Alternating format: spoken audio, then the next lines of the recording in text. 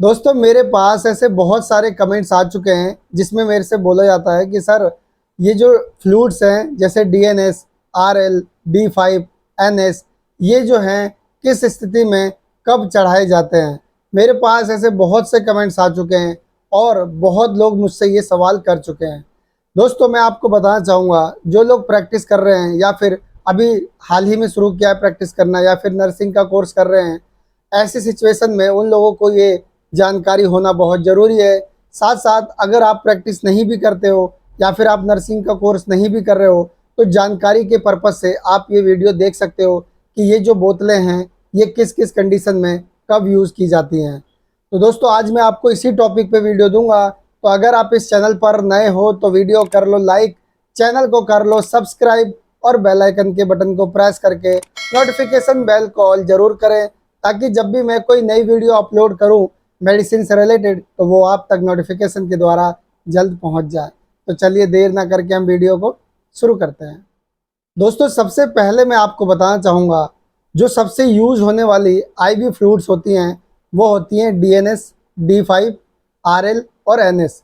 ये सबसे ज़्यादा लोगों को चढ़ाई जाती हैं और सबसे ज़्यादा ये मार्केट में डॉक्टर द्वारा खरीदी जाती हैं कि जितनी भी आईवी फ्लूइड हैं मरीज की कंडीशन देखते हुए कब इस्तेमाल करना चाहिए। तो सबसे पहले हम बात करते हैं आरएल की। दोस्तों आरएल 500 ml की पैकिंग में आता है और इस 500 ml की पैकिंग का जो प्राइस है वो है 50 से 60 रुपये। कंपनी आप किसी का भी यूज़ कर सकते हो, कोई दिक्कत वाली बात नहीं है। और इसमें जो कॉम्पोजिशन होता है वो होता है रिंगर्स एज लैक्टेड। ये जो है एक तरह का इलेक्ट्रोलाइट होता है। अब मैं आपको बताता हूँ कि ये किन किन कंडीशन में आप यूज़ कर सकते हो। किसी को लू लग गई हो अगर, तो लू लगने में इसे इस्तेमाल किया जाता है, या फिर किसी को पानी जैसे दस्त और उल्टी की शिकायत है, ऐसी कंडीशन में भी इसे दिया जाता है। क्योंकि जब उल्टी और दस्त बहुत ज़्यादा होते हैं तो ऐसे में शरीर में बहुत ज़्यादा पानी की कमी हो जाती है, तब इसे चढ़ाना बहुत ज़रूरी हो जाता है। और साथ साथ मैं आपको बताना चाहूँगा, किसी का एक्सीडेंट हो गया हो, वो बिल्कुल हताश हो गए हों, तो ऐसी सिचुएशन में भी इस दवा का इस्तेमाल किया जाता है। जैसे ही आईवी लगनी शुरू होती है पेशेंट को पूरी तरीके से रिकवरी मिलने लगती है, क्योंकि उनका दिमाग भी अच्छी तरीके से वर्क नहीं करता है, बिल्कुल शरीर सुन्न पड़ जाता है। तो इन 3 कंडीशन में ये सबसे ज़्यादा यूज़ किया जाता है। अब मैं आपको बताता हूँ डीएनएस आईवी के बारे में।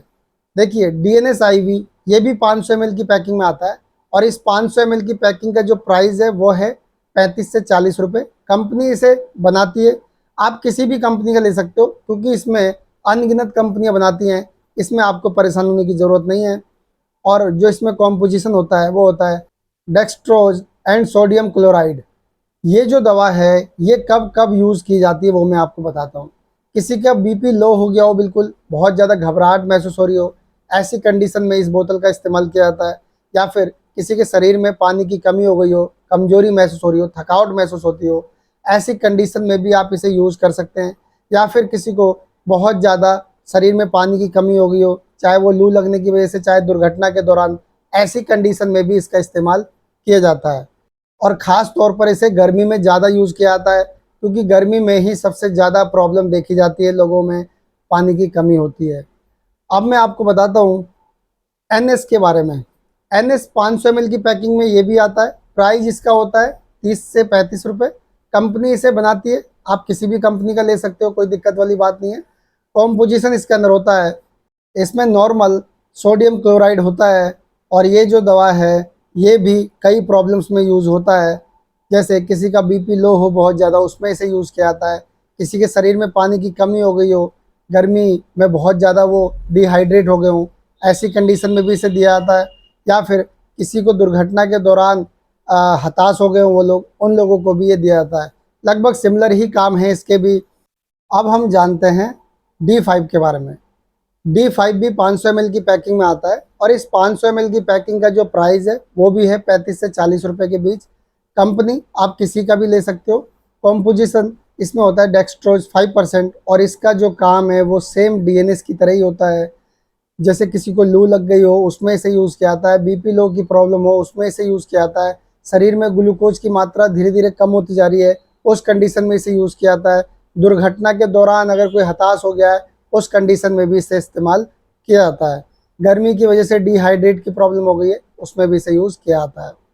तो ये जो चारों हैं लगभग लगभग सेम काम करते हैं। अब मैं आपको बताता हूँ कि जो लोग शुगर पेशेंट हैं उन लोगों को कौन सी आईवी चढ़ानी चाहिए, कौन सी आईवी नहीं चढ़ानी चाहिए।